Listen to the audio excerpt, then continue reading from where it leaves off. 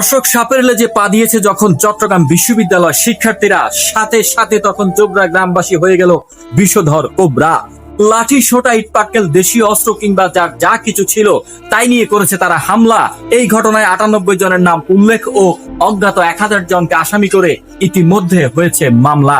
তুচ্ছ ঘটনা নিয়ে রাত থেকে দিন চলেছিল সংঘাত। বহু সংখ্যক লোক আহত করেও তাদের শরীর ও মনের হয়নি অবসাদ। নানা কারণে গ্রামের মানুষ ক্ষোভে ফেটে পড়ে, শিক্ষার্থীরাও প্রতিরোধের নামে অগ্নি ছড়ে। মূলত বিশ্ববিদ্যালয়ের শিক্ষার্থী আর জোবরা গ্রামবাসী দ্বন্দ্বে রয়েছে বহুদিনের প্রশ্বাস। বুঝাই যাচ্ছে এমন নির্মম ঘটনা ক্ষোভেরই বহিঃপ্রকাশ। অনেকেই আজ করেছে ঘটনার পিছনে নাকি রয়েছে ইন্ধন দাতাদের হাত। যাই হোক না কেন, এমন রণক্ষেত্র কেউ করবে না পক্ষপাত। পরিশেষে প্রশ্ন থেকেই যায়, শিক্ষা অঙ্গন কি তবে রণক্ষেত্রের নাম? তাৎক্ষণিক প্রশাসনও দিতে পারলো না কেন সময়ের দাম?